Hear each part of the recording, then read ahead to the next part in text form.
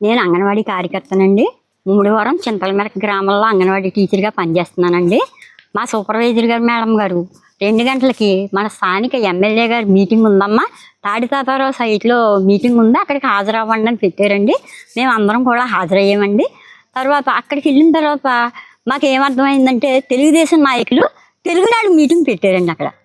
అయితే మాకు అర్థం కాలేదండి. వాళ్ళు మాట్లాడే మాటలు ఎలా ఉన్నాయంటే, అమ్మ మీ సిఐటి నాయకులు సక్రమంగా పని చేయట్లేదు, అందుకని మా తెలుగునాడు సభ్యత్వం తీసుకుని తెలుగునాడులో జాయిన్ అవ్వండి, మేము డైరెక్ట్ ముఖ్యమంత్రి గారితో మాట్లాడి మీ సమస్యలన్నీ కూడా మేము పరిష్కరిస్తాము, మా దాంట్లో జాయిన్ అవ్వండి, సభ్యత్వం కట్టుకోండి అని చెప్పేసి యూనియన్ని విచ్ఛిన్నం చేసేలాగా ప్రక్రియ మాట్లాడారండి వాళ్ళు.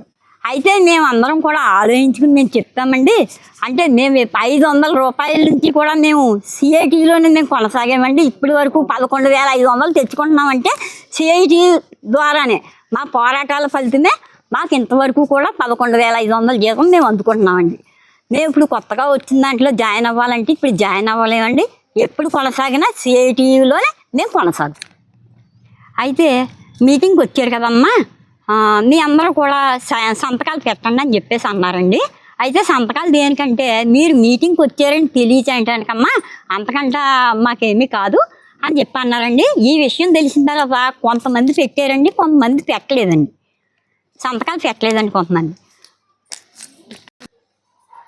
ఈ సంతకాలు పెట్టిన తర్వాత అండి ఈరోజు పేపర్లో వచ్చిందండి, మేము ఏదో వాళ్ళకి వింతపత్రం ఇచ్చినట్టు తెలుగునాడులో జాయిన్ అయిపోయినట్టు సభ్యత్వాలు కట్టినట్లుగా వాళ్ళు పేపర్కి ఇచ్చారండి.